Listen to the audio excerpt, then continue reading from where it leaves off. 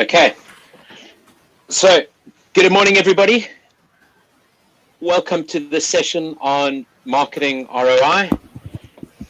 We'll get started shortly, and in the meantime, then go ahead and type your name in the chat box. You should see a little tab that says chat. Make sure that you can see what's on the screen. Right now we've got the takeaways from this event, and that you can hear us loud and clear, and maybe just kind of tell us where you're coming in from. So we've got Christine from Southampton. We've got Pete from Southampton. Just give it a few more, 20 more seconds or so until we get started.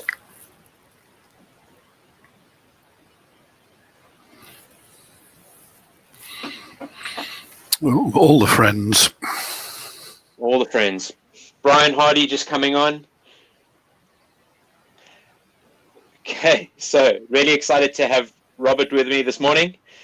And I've worked together with Robert in the past. I know that from personal experience, he's one of those guys who, if you can't measure it, the improvement, then it doesn't exist kind of approach.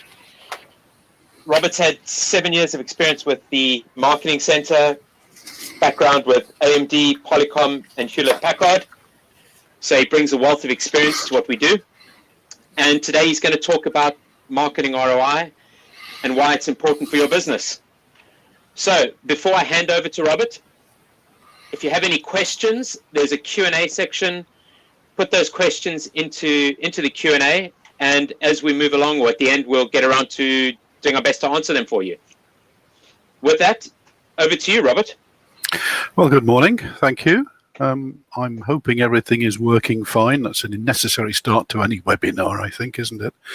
And I'm going to get straight into things. So we'll spend about 30, maybe 40 minutes looking at some marketing ROI basics, I think is probably true to say.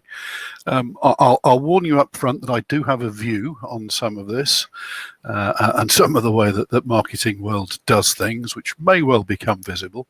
But I'm hoping that we will get to some things which are actually quite powerful models, but presented in a reasonably straightforward way. I think we're obliged to spend a moment or two looking at the Marketing Center and who they are, and indeed why we should consider ourselves to be qualified to talk about marketing return on investment. We'll look a little bit at what I'd call customer-based metrics, so marketing investments per customer acquired and how they work. We'll look at some revenue-based marketing metrics and how we can optimize within a budget year effectively. Couple of ideas on pipelines and conversions. Don't sweat the small stuff. That, I think, is frankly where I get to inflict my own views on people. I've heard far too many discussions about impressions and opportunities to see and all sorts of stuff, completely mangling marketing ROI discussions. A look at dashboards and then a couple of takeaways. This whole presentation is based on an ebook that we have on marketing ROI. It's one of a series. Others cover brand building, lead generation, how you can use marketing to remove barriers to growth, and you can find those on the Marketing Center website. So, without further ado, who are the Marketing Center? Well, the Marketing Center is a group of part-time proven marketing directors. There are roughly 80 of us now. We are all substantially experienced people, many tens of years in all cases, and we work on a part-time long-term basis with a number of ambitious businesses around the UK to help support their growth and development. And the core of what we do is that a little bit of effort from somebody who's got a lot of practical experience can really help move things along quite quickly in a way that a lot of effort from somebody who doesn't really have that experience wouldn't be able to. Myself, what I've been doing a part-time marketing director job for quite a while now, worked with a number of businesses. I was, prior to that, a marketing professional for frankly longer than I care to remember. And during that moment, I had a lot of what the PR world might call learning experiences, in the sense that I have made and gained from all sorts of things that I did wrong over the years. Perhaps one of the things I like to do is to try and prevent other people being as daft as I was in the past. One thing I should say up front about this material is that it's very, very strongly oriented towards business-to-business ROI measurement. I suspect quite a lot of the principles are relatively straightforwardly applied to business-to-consumer work, but it's done from a B2B perspective. That's where the marketing centre's customers primarily are, and frankly, it also matches my own past experience. Key principles. First one, marketing is a process. It is not a matter of art and design. It is not a matter of magic wands. And like any process, you can write it down, measure it, learn from it, and grow.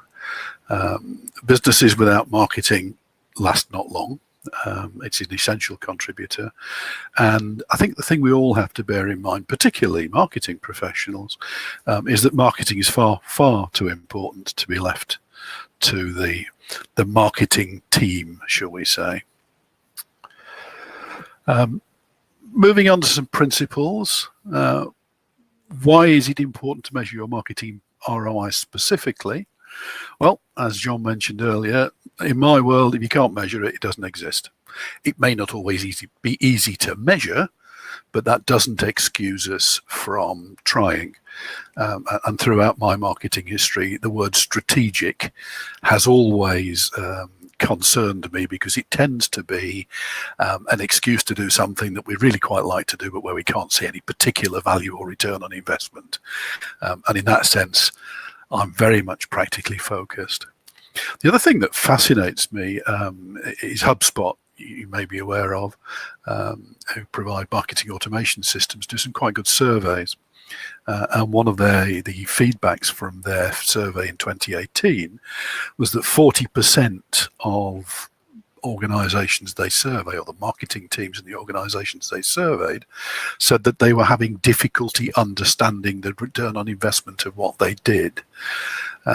In fact, in the list of marketing issues, that was only second behind we're not sure if we're generating enough leads, and it came ahead of we don't know whether we have the right marketing budget, which is actually quite a staggering situation to be in. If you're a financial controller, or you're the FD in your business, said, well, we're not really sure whether we're making profit or not, you'd find it quite shocking. And I find that quite shocking as regards to marketing. We need to be thinking about time frames for marketing. Two reasons, really. The first is it is what you might call a cumulative exercise. There is not one single thing which turns somebody who's never heard of you and makes them a loyal customer instantly. There's all sorts of activities and all sorts of levels of communication. The second is that if we look for an instant return, particularly in business to business, we can often see some quite misleading results. And I'll use an example later to illustrate that. That said, we do need to think about budget periods and timing. And we do need to make sure that we can afford to spend or find the funding for that work we're trying to do. We also need to look, I think, at the big picture. And one of the things I always try and find out quite quickly when I begin to work with somebody is how much are you spending on marketing in total? People, programs, brochures, you name it, in order to get a real sense of the levels of investment. And starting from that as a point of measurement, I think is pretty important. The other thing I notice, and years ago I was a junior marketing person and I did this too, if asked how are we doing, what marketing folks tend to do is to provide lots and lots of details, generally with great big numbers associated with them, almost all of which are measuring activity rather than result. And you can only measure ROI on the basis of result rather than activity. So let's look first at what I call customer-based marketing metrics. Simply stated, how much does it cost you to win a customer? And how much is that customer worth to you? And if you can relate those two things together, you've got a very clear return on investment metric. The way to look at how much investment does it take to win a new customer is generally called CPA, cost per acquisition. And the way to look at that is it's the total amount you've spent in marketing in a period of time divided by the number of customers that you've won in that time. So if we spent £100,000 on marketing last year and we won 20 customers, we're looking at £5,000 per customer. Really quite straightforward. In saying that, the amount we spend on marketing, it needs to include not just the website and the brochures and the social media accounts. It should also include the marketing team, their costs, and any agencies we use. It needs to be the total marketing expenditure, not just the program pieces.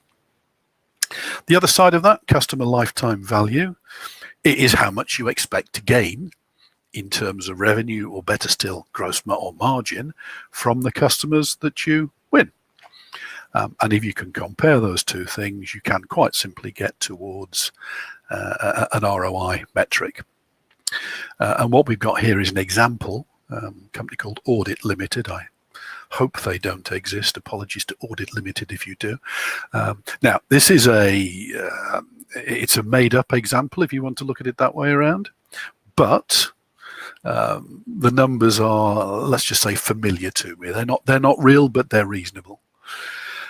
So Audit Limited is a small business providing audit services for smaller businesses typically. They're making around 20% margin on the work that they do. They've currently got 40 customers. They spend around £10,000 a year each for their audit services, and they probably last about 5 years before they move on to somewhere else.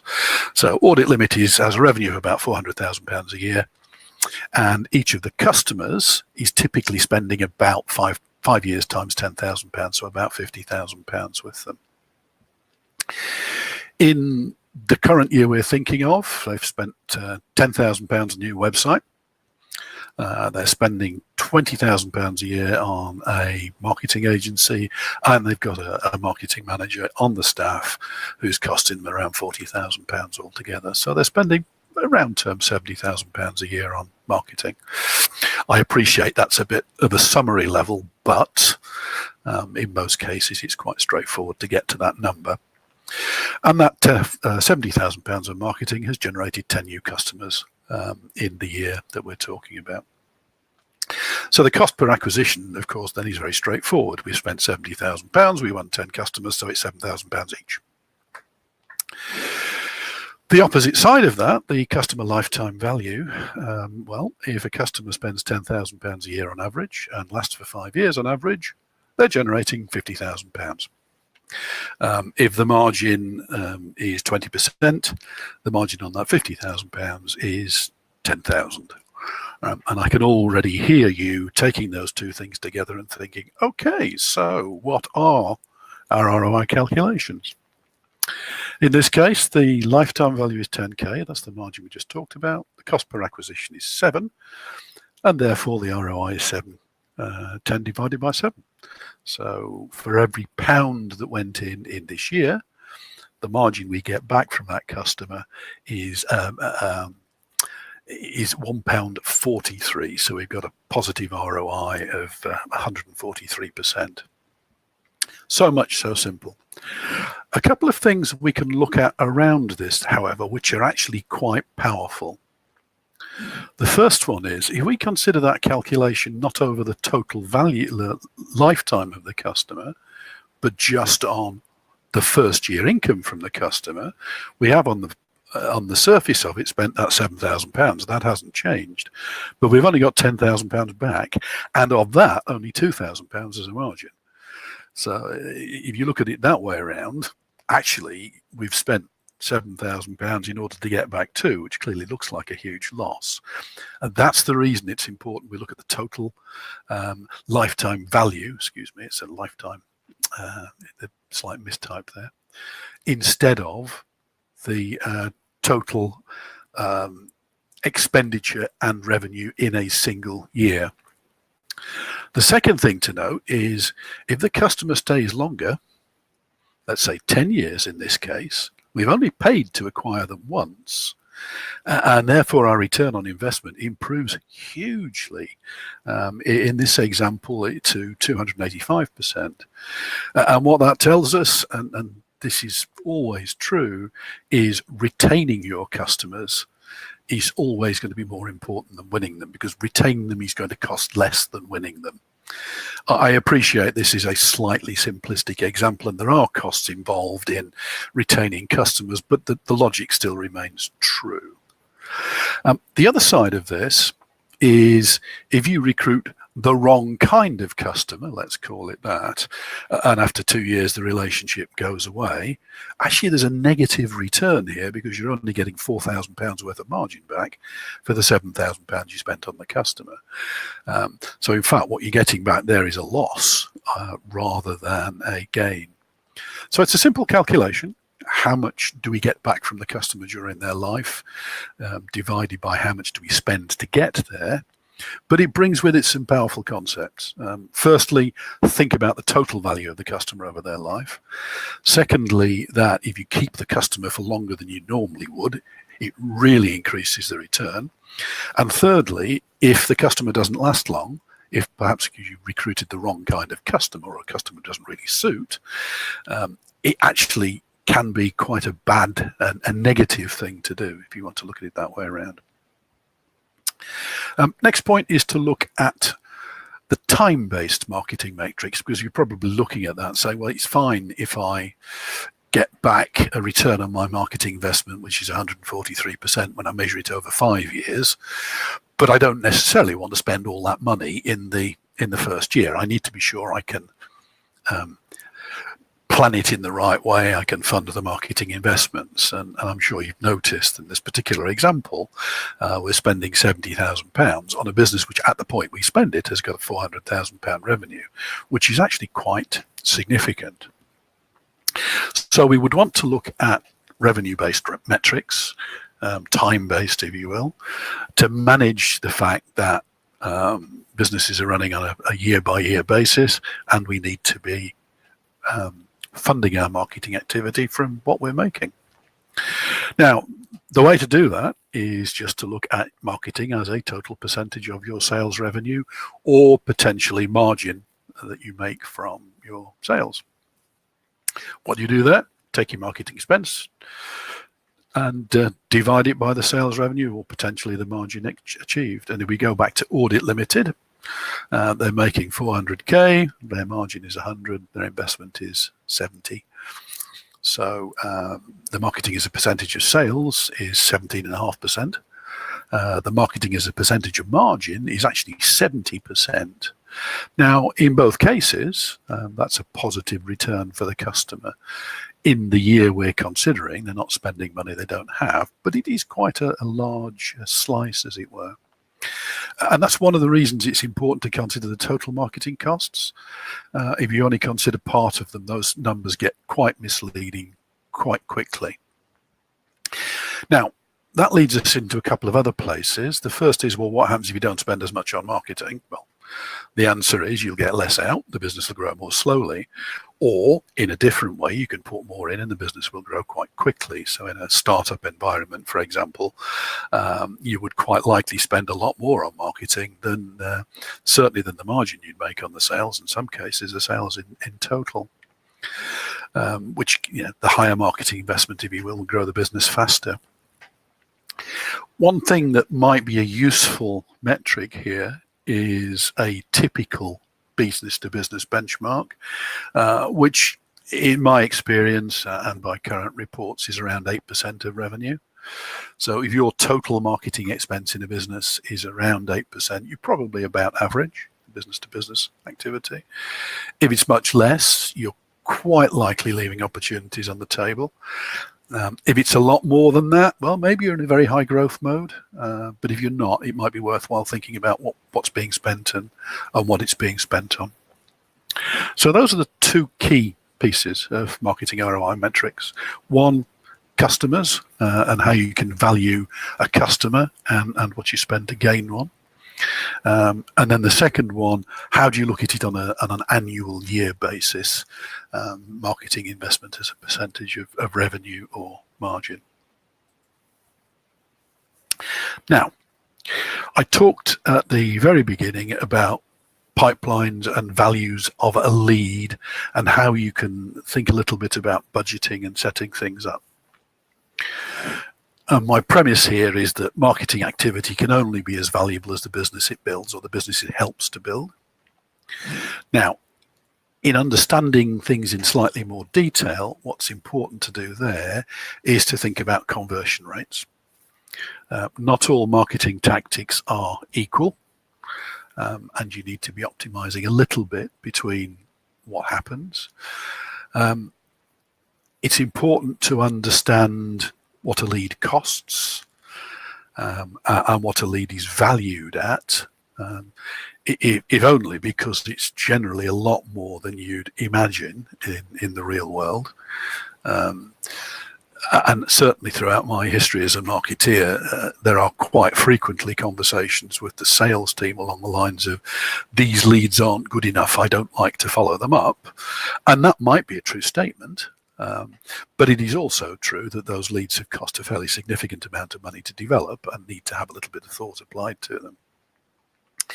Now, understanding this conversion rates and what leads are valued at is very important to building a marketing budget based on some real ROI metrics.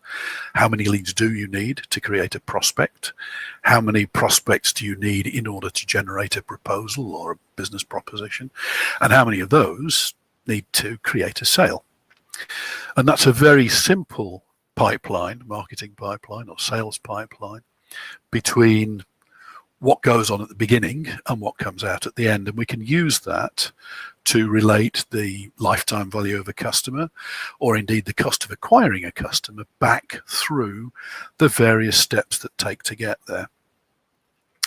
And I've taken a simple example in the next slide here, just a straightforward conversion rate example. Going back to Audit Limited, they won 10 customers. They issued 40 proposals. That took 160 meetings to issue those 40 proposals, and that required roughly 800 leads to be generated. And by leads in this context, what I'm talking about is a real inquiry from a real human being who actually is considering buying a service like that Audit Limited offers. And I'm that specific about it because one of the things the marketing world has done a lot of, and doesn't help itself by doing, is calling anything with an email address a lead, or a telephone number a lead. It's not. A lead is when somebody has expressed a positive interest in talking to you. Now, you can see in the next line of the chart that in order to, if we win 10 customers by issuing 40 proposals, the conversion rate's 1 to 4. Similarly, if 160 meetings equals 40 proposals, we have another 1 to 4 conversion rate. And if 800 leads equals 160 meetings, we have a 1 to 5 conversion rate. Now, those are not unusual in the B2B environment. Sometimes better, sometimes worse, but they're quite interesting benchmarks to take into your own activities. And what that tells us is 1 new customer, in this example, equals 80 new leads generated. And we can use that logic to say, right, well, what are they worth? What do they cost? And you'll see beneath that, I've looked at the value per customer. That's the customer lifetime value that we saw before. The margin we make from a customer. Well, if we issue 4 proposals to reach 1 customer, that's which is worth £10,000 to us, that says it's worth £2,500 to issue a proposal. By the same logic, if it takes us 4 meetings to get to a proposal, then a meeting is worth £625. And by the same logic again, a lead converted 1 to 5 into a meeting is worth £156. Now that's quite a big number, and I think some people may be surprised it's that big. And yes, audit limited is a fiction, but they're not far off. I've seen both higher and lower figures in the work I've been doing. Now, we can also look at it in terms of the costs. Remember, we calculated earlier that the cost per acquisition was £7,000. So a proposal is costing us £1,750, a meeting's costing us £438, and generating a lead is costing us £87 and 50p. So in audit limited case, and it's reasonably typical, each one of those leads, those inquiries from real human beings who've got an interest in the service, is worth £87.50, a substantial amount. That's the best way of putting it. Now, the next thing it says is we can improve our return on investment by looking at those ratios and improving the conversion rates. So, for example, if we can win a new customer for every 3 proposals instead of every 4, the value goes up by 30% and the cost goes down. In this case, it'd be around £53, I believe. So it's very important to understand those conversion rates and how you can adjust them. And similarly, the conversion rate between proposals issued and meetings held and leads generated. So leads are valuable. Managing conversion rates is important. Understanding those conversion rates and the ROI can be quite transformative.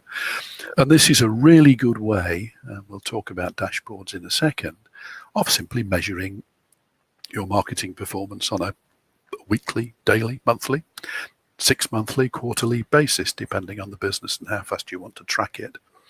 And one of the things I think that a good marketing team should be able to do is to make those conversion ratios improve in order to lower the cost of, improve the ROI, lower the costs, if you will, of marketing activities in the longer term. The other thing which is important to see here is it is a look all the way through the process of generating a new customer. It is not enough for a marketing team to say, here's a lead, get on with it, I have no interest in it anymore, because the quality of that lead and the fit of the customer, the prospect, to the kind of customers you're looking to achieve will substantially impact the conversion rates as the thing progresses. So generating a pile of stuff and saying, here are leads, get on with it, to whomever's doing the sales activity is absolutely not enough. And I think underneath that, I think there has to be an understanding that you can only truly measure marketing ROI if you understand the entire sales process and the conversion rates through it. So we've looked at customer-based metrics, lifetime value, cost per acquisition. We've looked at revenue-based metrics, marketing as a percentage of sales or a percentage of margin. And we've looked at some conversion rates to start to see how we can take those numbers and value leads and value opportunities and proposals and meetings, what that can mean in terms of optimization. A personal opinion for a moment, if you'll permit me. Don't sweat the small stuff. What do I mean by that? I am absolutely fascinated by the number of impressions, the number of likes, the number of shares, the number of whatevers. They are genuinely interesting pieces of information in terms of optimizing a marketing mix, but they're for the marketing team. They are not for the business management. They're not business level marketing metrics. And if you can only track how many people visited your website for the amount that you spent, that's not a marketing ROI calculation. At best, it's an activity tracker. It's really important to go for the big picture, Now, sometimes the big picture may not say what you want. Sometimes you may be in the situation at Audit Limited where when you have a customer who lasts 2 years instead of the 5 you will like, but until you understand that, you can't do anything about it. So even the things you don't like to see need to be seen, if you look at the way I look at it. So the big picture is important. And as I say, detailed measurements are important to the marketing team, but really not to an overall ROI or the management. And as I said at the very beginning, beware of the word strategic. Strategic does not mean we should invest in it even though we can't see a return. And the one thing that always gets my back up, to be honest with you, are media salespeople who tell you, oh, well, if we do this, then there will be 52,000 people who can see it. Or give you impression shares in the millions for your Google advertising. They are relevant in some cases, but that's not what you're interested in. What you're interested in is what comes out at the end of it. Next step, a look at marketing dashboards and what it's important to track. And having looked at cost per acquisition, lifetime value, marketing as a percentage of revenue or margin, and conversion rate metrics, actually becomes quite straightforward. Which is to say, make your dashboards match the pipeline steps that lead to revenue. And as I said, it's about what we achieved, not what we did. Marketing investment, what it actually is, what it intended to be. Leads generation, what it is, what it was intended to be. Meetings held, proposals issued, customers won, and then the cost per acquisition and marketing as a percentage of sales or margin metrics. And I think it's pretty important to be able to report those on a regular basis rather than just once a year or once every 6 months, because you need to be able to learn from them as you're going forward. So, a little while into our discussions, what are the takeaways? Well, the first one is marketing ROI is a business issue.